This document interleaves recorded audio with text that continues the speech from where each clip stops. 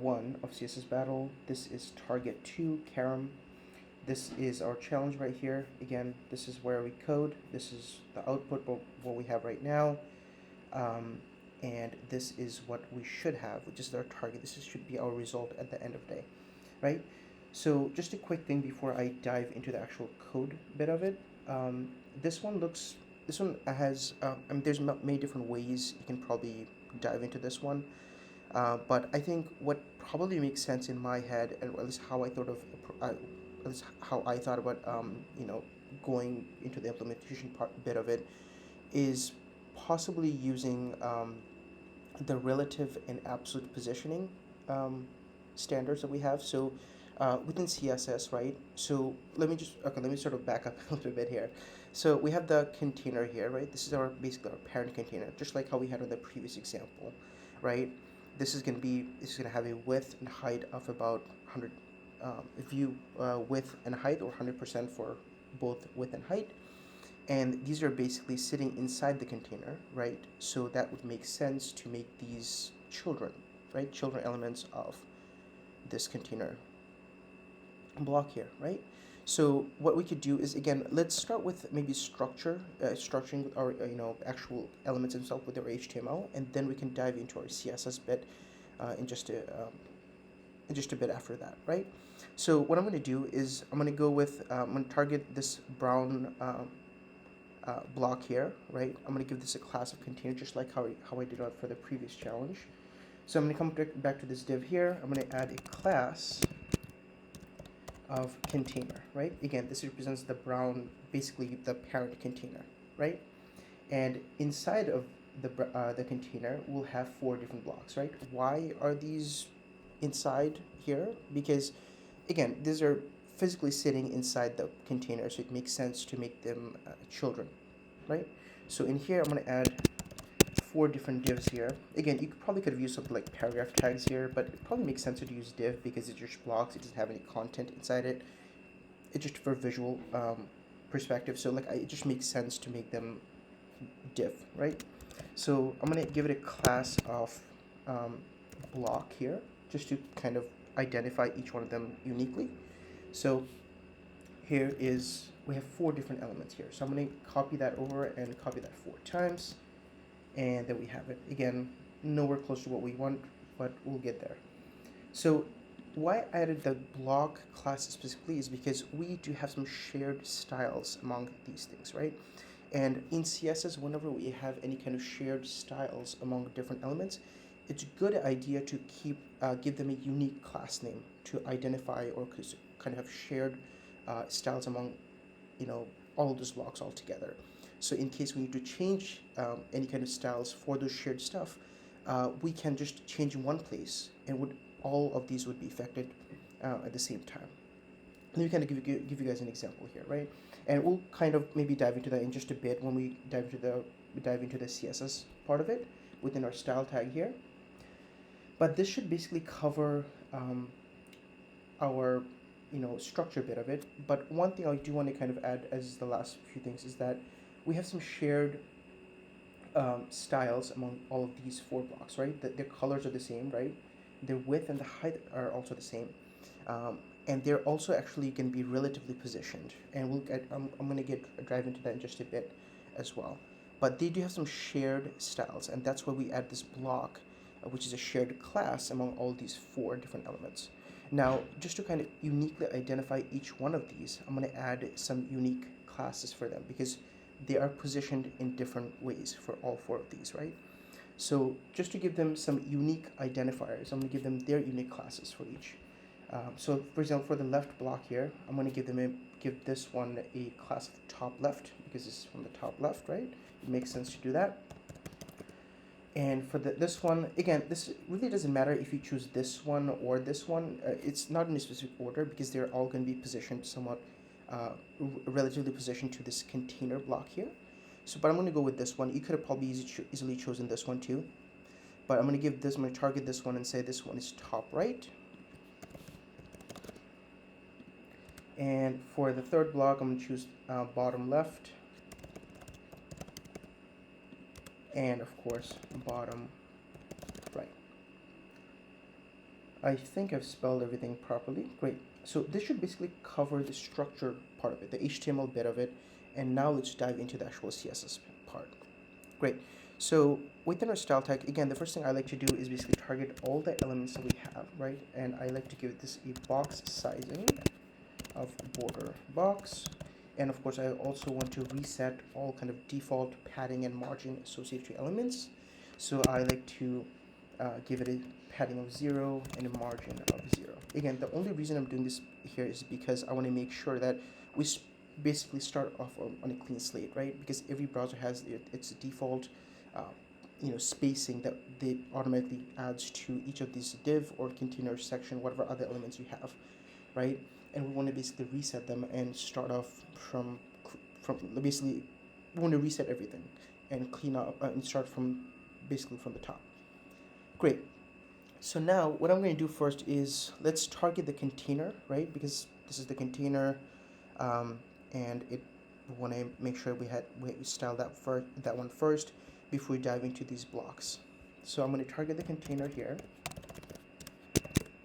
and I'm going to say its width is going to be 100%, right? Because even though we don't have the body tags here, we're sort of assuming that this div here is sitting right inside the body container, and the body usually has the 100% width and height associated to it. So when we say width should be 100%, I'm basically saying, hey, take out the entire container for the width, and we want to do the same thing for the height as well.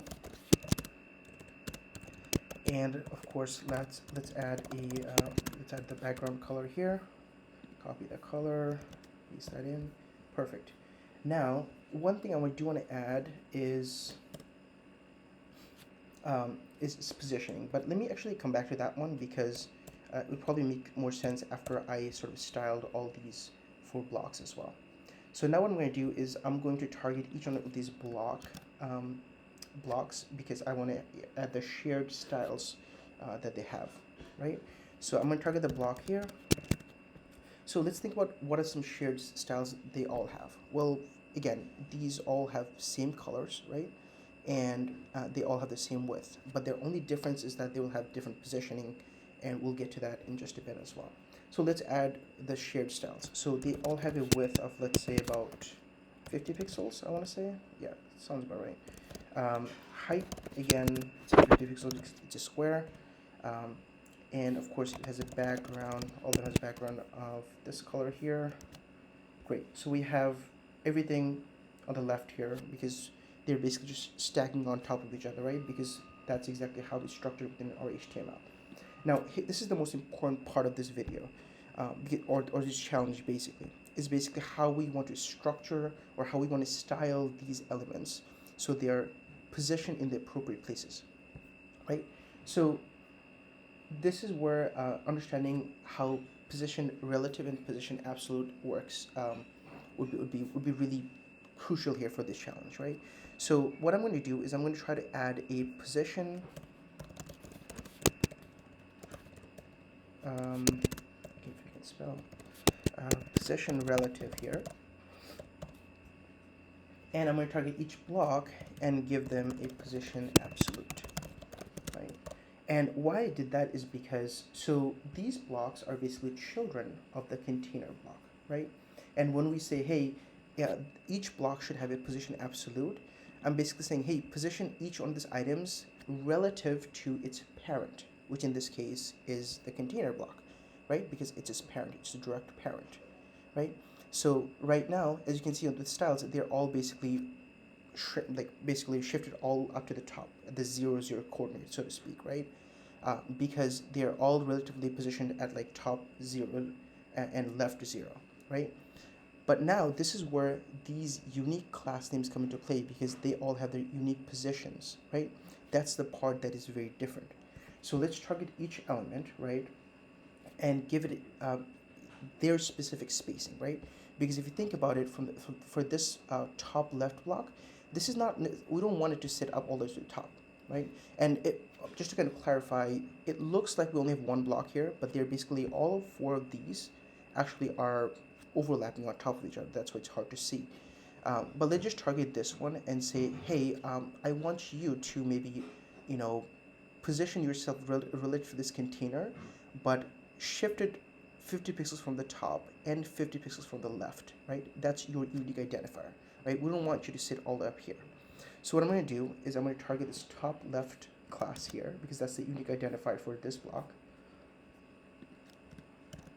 And I'm going to copy that over, and I'm going to say, hey, I'm going to give this top property. That means because it has the absolute positioning, we can use the top property to say, hey, position yourself based on these top left or bottom right properties. So from the top, I want to say, hey, I want you to move 50 pixels from the top. So I'm going to say top 50 pixels.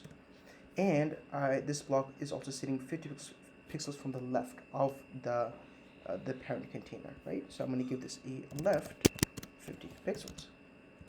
And there we have it. So this one is pixel perfect, just like how we want it, right?